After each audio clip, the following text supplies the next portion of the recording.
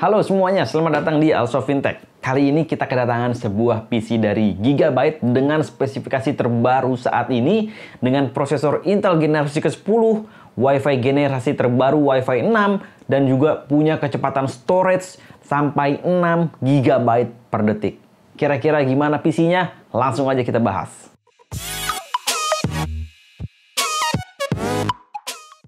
Mari kita bahas satu persatu komponen dari PC ini. Kenapa saya bilang PC ini adalah PC terbaik untuk editing saat ini. Oke, mungkin bukan yang paling baik, tapi ini adalah salah satu terbaik untuk saat ini karena generasi dari komponen-komponennya adalah generasi terbaru. Komponen yang dipakai mulai dari prosesornya, dia pakai prosesor Intel generasi terbaru yaitu Intel generasi 10900KF. Prosesor Intel Core i9 yang punya 10 core dan 20 thread ini bener-bener sangat ngebut.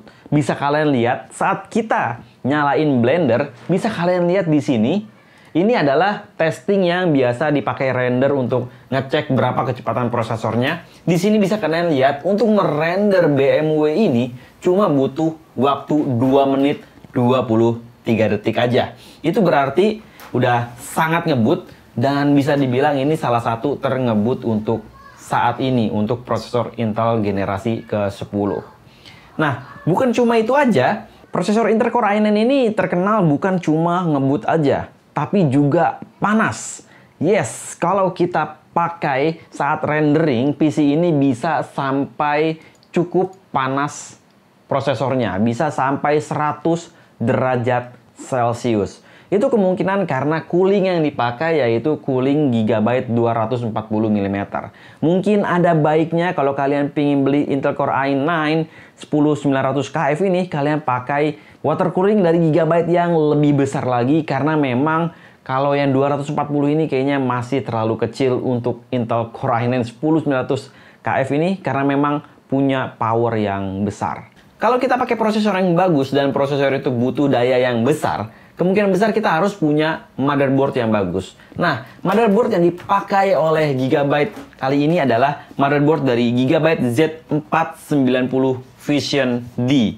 Ini adalah motherboard yang menurut saya cukup lengkap dan cukup komplit, di mana untuk VRM dia sudah memakai 12 phase digital VRM dan juga udah support Wi-Fi terbaru atau Wi-Fi 6 atau kita bilang kalau bahasa dulunya itu Wi-Fi AX, di mana penamaannya sekarang ganti jadi Wi-Fi 6 dengan kecepatan maksimum 2,4 gigabit per detik. Jadi kalau kalian content creator, di mana kalian sering ngirim file dari handphone, dari DSLR kalian ke komputer kalian via wireless, kemungkinan bakalan lebih cepat lagi kalau kalian pakai motherboard ini karena sudah support Wi-Fi terbaru. Tapi pastiin juga handphonenya atau DSLR kalian udah memakai teknologi Wi-Fi terbaru agar transfer speednya cepat, bisa sampai 2,4 gigabit per detik. Selain itu juga motherboard ini punya banyak slot yang bisa kalian lihat di I/O port di bagian belakang, dan dia udah juga punya Thunderbolt 3. Jadi motherboard ini sangat versatile untuk kalian para content creator. Bagi saya hal yang paling penting untuk content creator adalah Wi-Fi-nya harus punya Wi-Fi 6 atau Wi-Fi yang cepat. Karena kalau kalian biasa transfer file yang banyak, kalian tahu kan sekarang satu file video itu bisa lebih dari 5 GB. Bayangin aja kalau kalian masih pakai Wi-Fi yang lambat dan kalian harus nunggu lama untuk ngirim transfer data ke PC, itu pasti ngeselin banget. Lanjut, sekarang kita ngobrolin masalah RAM-nya. Bisa kalian lihat RAM-nya di sini keren banget, udah ada RGB-nya dan dipasang 4 keping. Tapi sebenarnya RAM ini yang fungsional cuma 2 keping. 2 kepingnya itu dummy dari Aorusnya. Kenapa dipasang 4? Karena PC ini tuh banyak dirotasikan ke content creator, jadi biar shoot-nya bagus, makanya dipasang 4. Tapi sebenarnya ini RAM-nya 2 kali 8 GB 3200 MHz. Sayang banget ya dia masih pakai RAM 8 kali 2 GB, jadi totalnya 16 GB. Karena menurut saya dengan prosesor yang ngebut seperti ini dan mungkin workload, biasa orang yang kalau udah pakai PC kayak gini tuh workloadnya bener-bener profesional, editannya banyak, atau mungkin efek-efek yang dipakai di videonya itu banyak, sehingga mungkin butuh RAM yang lebih besar. Jadi untuk kalian yang pingin misalkan ngerakit PC mirip kayak gini, pilih yang 32 GB. Dan RAM dari Aorus ini adalah salah satu RAM yang paling cakep karena RGB-nya keren. Apalagi kalau kalian pakai semuanya dari Aorus, bisa nge-sync semuanya kayak gini sampai ke mouse-nya juga nge-sync RGB-nya. Lanjut ke komponen selanjutnya yang menurut saya sangat penting untuk editor adalah storage. Yes, editor itu biasa pakai storage yang harus besar dan harus ngebut kalau kalian pingin editing PC. Kenapa saya bilang harus ngebut? Karena kalau misalkan kalian bakalan ngedit video dengan bitrate yang besar sampai mungkin 500 Mbps, itu butuh SSD yang cepat juga agar bisa memplayback videonya dengan cukup baik. Maka dari itu, Aorus di sini nggak main-main untuk storage-nya. Mereka pakai Write Card di mana punya kecepatan total sampai 6 GB per detik. Ini bener-bener ngebut banget untuk kalian yang pingin play 2-3 video, 5 video sekaligus. Komputer ini sudah sangat capable. Karena memang bukan cuma prosesornya bagus, tapi storage-nya punya kecepatan yang sangat cepat sampai 6 GB per detik. Jadi untuk kalian mau playback video bagaimanapun, saya yakin untuk bagian storage nggak ada masalah, bagian prosesor nggak ada masalah.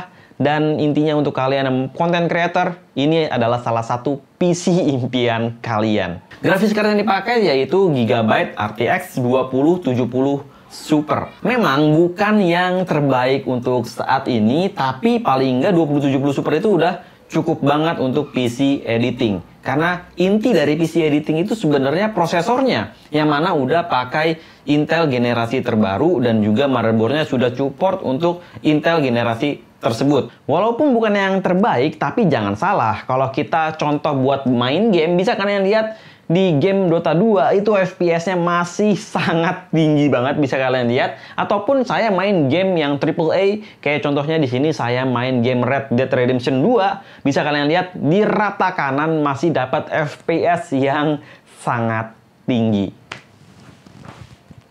Selain PC-nya, Aorus juga ngirimin monitor.